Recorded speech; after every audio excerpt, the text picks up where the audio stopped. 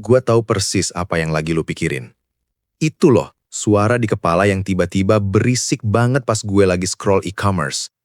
Wah, diskon nih, tapi duit gua tinggal sekian buat seminggu ke depan. Amankah? Atau pas ngeliat teman lo beli mobil baru, atau liburan ke Bali. Di satu sisi seneng buat dia, tapi di sisi lain ada rasa cemburu kecil yang diikuti sama pertanyaan, kapan ya gue bisa kayak gitu? Kok kayaknya susah banget ya? Atau yang paling sering, perasaan was-was tiap kali mau beli kopi. Bukan soal uang 20 ribunya, tapi soal rasa bersalah. Mending ditabung deh daripada nanti kepepet. Nah, semua suara itu bukan suara lo. Itu adalah suara dari mindset kekurangan atau scarcity mindset. Dan hari ini kita akan bicara soal bagaimana caranya mendiamkan suara itu bukan dengan memaksakan positive thinking, tapi dengan logika yang tenang. Halo, selamat datang lagi di Logika Tenang, channel di mana kita berusaha naruh logika di atas emosi biar bisa tenang dalam setiap keputusan. Hari ini kita bakal bahas topik yang, bikin gue sendiri sering banget kepikiran. Pergeseran mindset dari scarcity ke abundance. Sekarang, sebelum lu bilang, abundance mindset lagi ngetrend nih, toxic positivity. Stop dulu. Bukan itu yang gue maksud. Toxic positivity itu kayak lo disuruh senyum terus padahal hati lagi hancur. Itu bohong. Stoikisme yang jadi fondasi channel ini justru nggak mau kita bohong sama diri sendiri. Stoikisme mengajak kita untuk melihat realita apa adanya, tapi dengan perspektif yang berbeda. Seperti kata Seneca, "It is not the man who has too little, but the man who craves more that is poor." Bukan orang yang memiliki sedikit yang miskin, tapi orang yang selalu menginginkan lebih. Jadi, gimana caranya kita bisa melihat realita kelimpahan tanpa harus pura-pura semuanya baik-baik saja? Yuk, kita selami. Pertama, kita harus kenalin dulu nih musuhnya. Scarcity mindset itu apa sih? Intinya, ini adalah keyakinan bahwa sadar bahwa segala sesuatu di dunia ini, uang, peluang, cinta, keberhasilan, jumlahnya terbatas. Kalau orang lain dapat, berarti jatah lo berkurang. Ciri-cirinya gampang banget dikenalin. Sering bandingin diri sendiri. Hidup lo kayak feed Instagram, isinya perbandingan terus. Dan lo selalu merasa kurang. Takut mengambil resiko sekecil apapun. Nggak mau ikut kursus karena takut gagal dan uangnya hilang. Nggak mau apply pekerjaan yang lebih baik karena takut nggak diterima. Pelit yang bukan pada tempatnya. Bukan pelit yang bijak, tapi pelit karena takut. Takut uangnya habis dan nggak ada yang ngalirin lagi. Sulit bahagia atas kesuksesan orang lain, karena kesuksesan mereka dianggap seperti ancaman buat lo. Nah, mindset ini sebenarnya mekanisme pertahanan diri. Zaman dulu, nenek moyang kita harus punya ini buat survive. Takut kekurangan makanan, diterkam harimau. Tapi masalahnya kita udah nggak hidup di zaman itu. Ancaman harimau udah diganti sama ancaman due date tagihan. Dan otak kita bereaksi dengan cara yang sama. Panik. Nah, kebalikannya adalah abundance mindset. Dan di sini banyak yang salah kaprah. Abundance mindset bukan berarti lo pura-pura kaya raya dan bilang, alam semesta akan memberiku segalanya. Itu namanya magical thinking, bukan stoikisme. Abundance mindset yang stoik itu adalah keyakinan yang realistis bahwa ada cukup sumber daya dan peluang di dunia ini. Dan tugas kitalah untuk menjadi cukup cerdas dan kreatif untuk menemukan dan memanfaatkannya. Fokusnya bukan pada memiliki segalanya, tapi pada kapasitas kita untuk menciptakan dan berbagi nilai. Marcus Aurelius nulis begini di Meditations, "Very little is needed to make a happy life. It is all within yourself, in your way of thinking." Hanya dibutuhkan sedikit hal untuk menciptakan hidup bahagia. Semuanya ada di dalam dirimu, dalam caramu berpikir. Jadi abundance itu soal perspektif. Lo lihat segelas air setengah isi. Scarcity bilang, cuma setengah, gua bakal aus.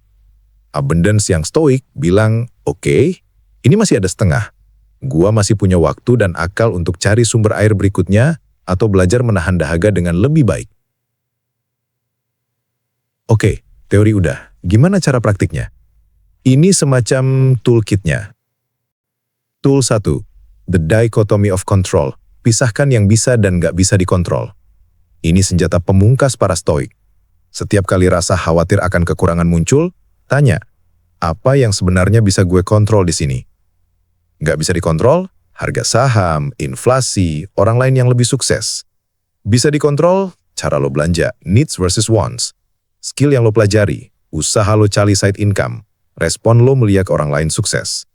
Dengan fokus hanya pada apa yang bisa dikontrol, energi lo nggak terkuras buat khawatir hal-hal yang nggak bisa lo ubah, lo jadi lebih tenang.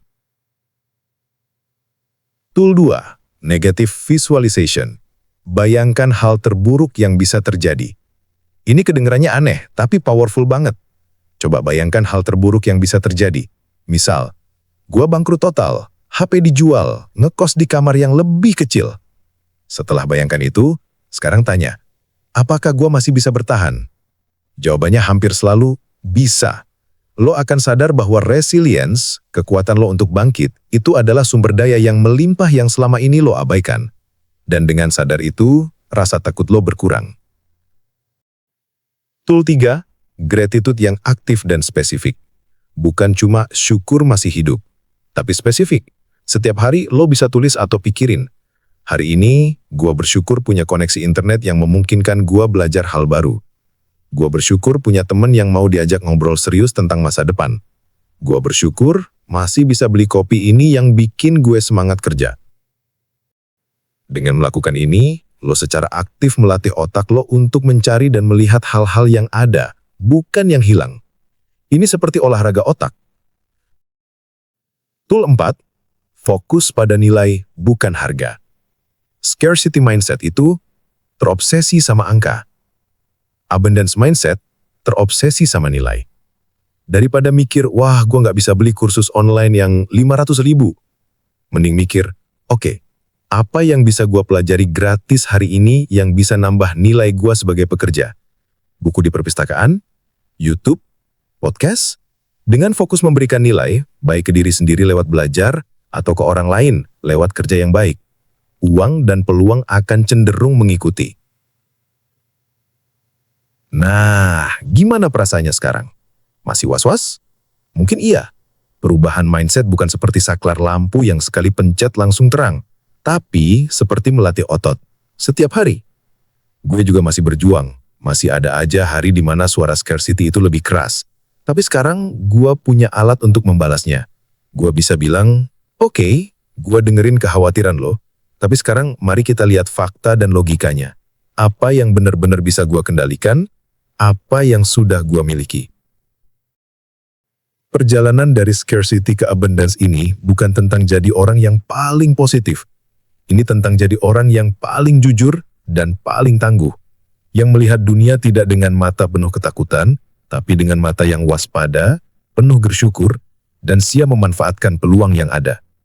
Seperti kata Epictetus, wealth consists not in having great possessions, but in having few ones. Kekayaan bukanlah memiliki banyak harta, tapi memiliki sedikit keinginan. Nah, buat lo, kalau lo punya cerita soal bagaimana lo melawan scarcity mindset, atau mungkin masih punya pertanyaan, banget tulis di kolom komentar di bawah. Mari kita diskusi dengan tenang.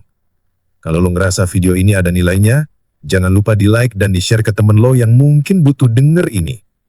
Dan yang paling penting, subscribe ke channel Logika Tenang, dan pencet tombol loncengnya karena kita akan terus eksplorasi cara untuk hidup yang lebih tenang dan bermakna. Sampai jumpa di episode berikutnya. Ingat, logika di atas emosi, tenang dalam setiap keputusan.